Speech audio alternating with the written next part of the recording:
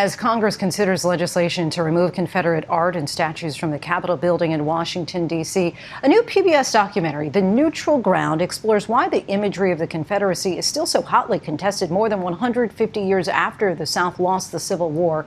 The film's director, C.J. Hunt, started in his hometown of New Orleans and then crossed the country to try to understand why removing Confederate monuments is so controversial and the mythology that sprung up around the Confederacy that is still so powerful today. Let's take a look at The Neutral Ground. Backlash over a plan to remove these prominent monuments has led to death threats, intimidation, and even the intentional torching of a contractor's Lamborghini. We're live out here at the Jeff Davis Monument. It is extremely chaotic right now. We cannot have reconciliation without truth. Okay. Here we go. This, for me, is the closest we can get to the actual Confederacy. Somebody is going to abuse any institution. People don't always take care of their objects well. Right. Including when that object is a person. Including when it's a person. And director C.J. Hunt, who is also producer at The Daily Show, he joins us now. Welcome, C.J. Thanks so much for talking with us. Just want to get right into it. The Neutral Ground sheds light on why the post-war South embraced the Confederacy, even in defeat. What can you tell us about what's called the lost cause, the mythology around Civil War that negates its real cause, the perpetuation of slavery? Is the story that the defeated South started telling after the war, right? Before the war, if you look up any of their founding documents, which you can find on a helpful website called google.com, just search secession documents, you can see they're talking about slavery. They're saying Mississippi firmly identifies with the cause of slavery. Louisiana looks forward to the formation of a Southern Confederacy to preserve slavery. But after the war, that was a bad look and they were embarrassed.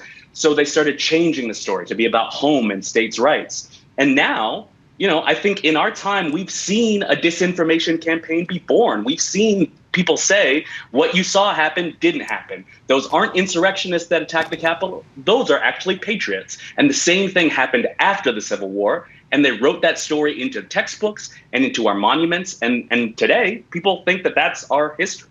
Kind of that shift of the narrative. And you spent a lot of time talking to people who firmly believe that Confederate monuments should stay. Do you really think that you could persuade the people who feel this way to change their minds?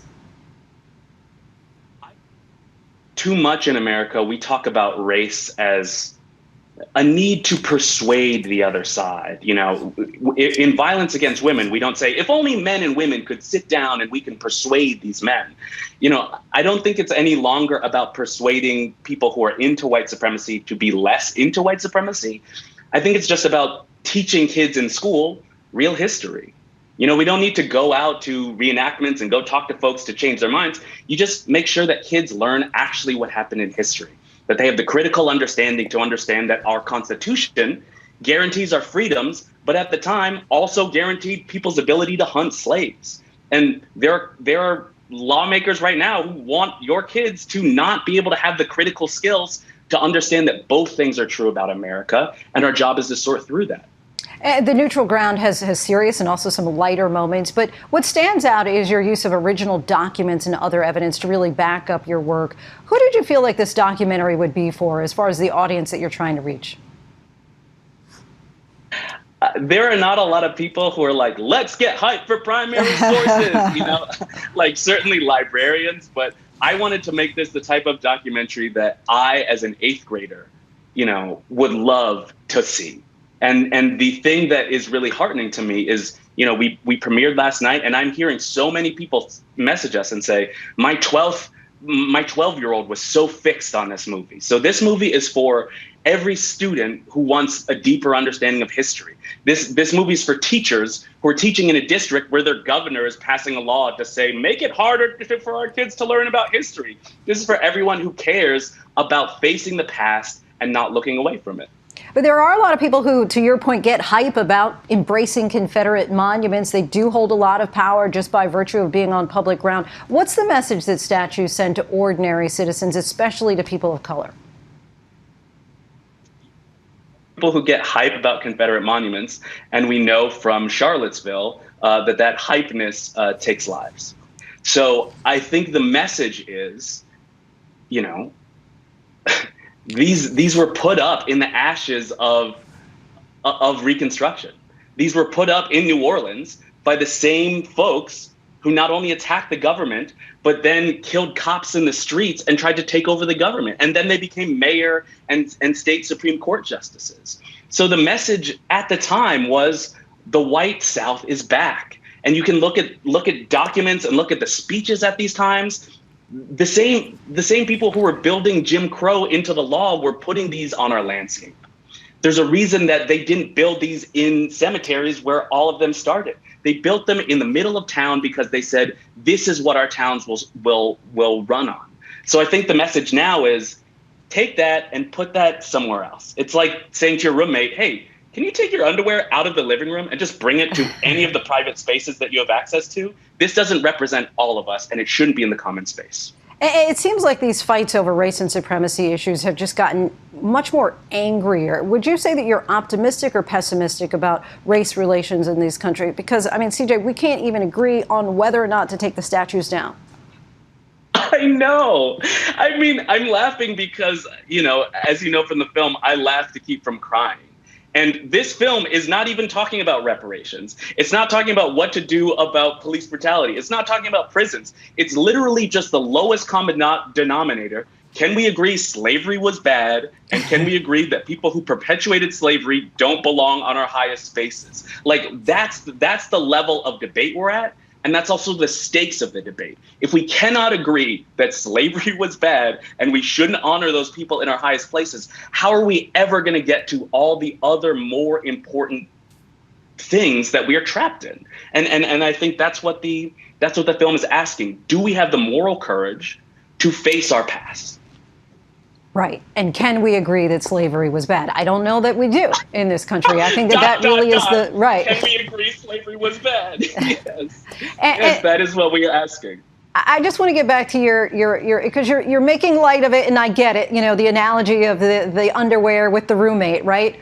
But what do you do with the underwear, right? If the roommate's saying, no, it should be prominently displayed here because that's where I want it to be, what really should happen to these Confederate monuments, according to you, CJ? Said to your roommate, please move your underwear. It's a bad look for our living room. It's making everyone who lives here uncomfortable. And they said, you need to tell me exactly where this should go for me to move it. That would sound insane. You would say, put it in your room, put it in any of the many private spaces that you have access to. And I think the shift that has happened is in 2016, every news story was like, where should Confederate monuments go? Where is the proper place? And it's like we forget that museums exist. We forget that there's whole places where we keep the things that matter to us that are not in the town square. And what we saw after the murder of George Floyd, after the lynching of George Floyd, was that communities no longer felt like it was our job to tell neo-Confederates where their thing needs to go in order to move it. And we are no longer asking permission. And municipalities are understanding, hey, this is a weird look. We should move these because they no longer represent this community. And I think the tragedy of Charlottesville is not just that you had these open white supremacists marching through the night. It's that the statue that they came there to keep is still there. We have one day until Charlottesville said that they were going to remove that statue. All these years later, they said that they would remove it by July 7th, and we are still waiting to see, why is this still here? The same question we ask about Confederate monuments is the same question we are asking about systems of white supremacy. Bro, after so long, why is this still here? And how in earth are you pretending that this is neutral? And the words, according to CJ, if you get hyped for these Confederate monuments, you should go visit them in a museum. We thank you so much for joining us this evening. The Neutral Ground is available to stream now through the end of the month at pbs.org. Thanks so much, CJ. Hi, everyone. George Stephanopoulos here. Thanks for checking out the ABC News YouTube channel. If you'd like to get more videos, show highlights, and watch live event coverage, click on the right over here to subscribe to our channel. And don't forget to download the ABC News app for breaking news alerts. Thanks for watching.